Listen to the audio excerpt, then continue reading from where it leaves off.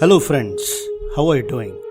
Our second episode in the Enlightenment series is dedicated to Bhagavan Sri Ramana Maharishi. Raman Maharishi was a prominent spiritual figure of 20th century and was known for his wisdom and central teaching about who am I. He had inspired a lot of seekers and saints throughout the world by his mere presence. Before we get into the story, a big applause for all the viewers and subscribers for encouraging me by your comments and likes. It really makes a difference. For new viewers, do subscribe, like and share my channel videos to all of your friends. Thank you very much. It was in Tiruchuli, South India on December 30th, 1879 at 1 am. The first cry of a baby boy was heard in a house adjacent to the Bhuminath temple. The fortunate parents were Sundaram Iyer and his wife Alagamal. The newborn child received the name Venkatraman and was later known as Bhagavan Sri Ramana Maharshi. As the child was being born, a lady with poor eyesight exclaimed that the newborn was enveloped in light.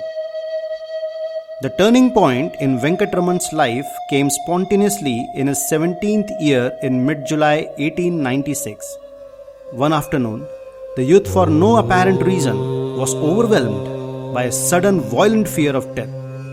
He was struck by a flash of excitement or heat, like some avesam or a current or force that seemed to possess him. While his body became rigid, he initiated a process of self-inquiry, asking himself what it is that dies.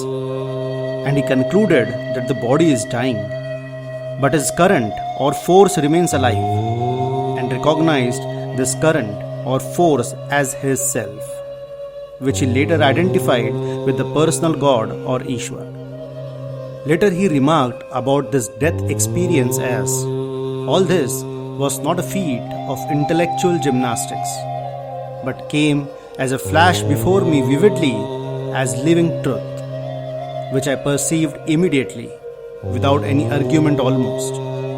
Fear of death vanished at once and forever. He called his death experience as a karma mukti or a sudden liberation, as opposed to the karma mukti, that is gradual liberation as in the Vedanta path of Jnani Yoga. The effect of the death experience brought about a complete change in Venkatraman's interest and outlook. He became meek and submissive without complaining or retailing against any unfair treatment.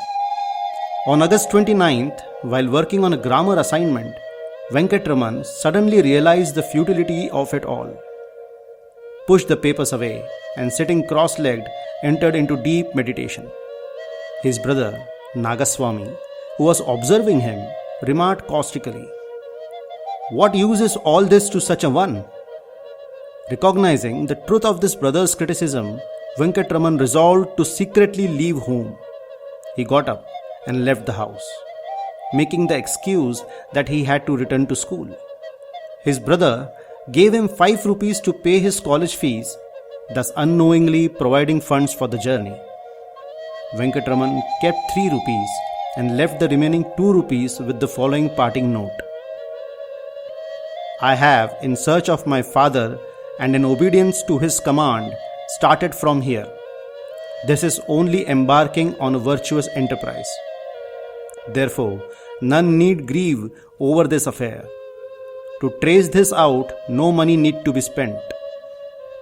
Your college fee has not been paid. Rupees 2 are enclosed herewith." On the 29th of August 1896, Venkatraman left his home in the district of Madurai in search of his father, Lord Arunachal. It was the morning of September 1st, 1896, 3 days after leaving home, that Venkatraman arrived at Tiruvannamalai station. With quick steps, his heart throbbing with joy, he hastened straight to the great temple of Arunachal.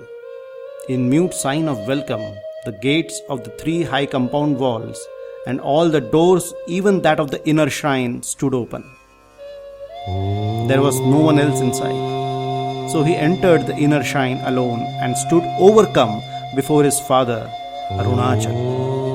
"I have come at your call, Lord. Accept me.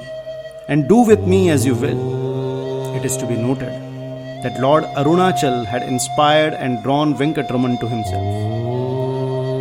Embracing the ling in utter ecstasy, the burning sensation which had begun at Madurai vanished and merged in the ling of light, Arunachaleshwar. There, in the bliss of union, was the journey ended. Immediately upon leaving the temple, someone called out to ask whether he wanted to head shaved. There, he had his head completely shaved. Then, standing on the steps of the tank, he threw away his remaining money, a little over 3 rupees. He never handled money again. He also threw away the packet of sweets which he was still carrying. Discarding the sacred thread and wearing only a loin cloth, thus unintentionally completing the acts of renunciation, he returned to the temple. Entering the 1,000-pillared mandapam, he sat in a silent absorption. But being subjected to the pranks of local urchins, he did not remain there long.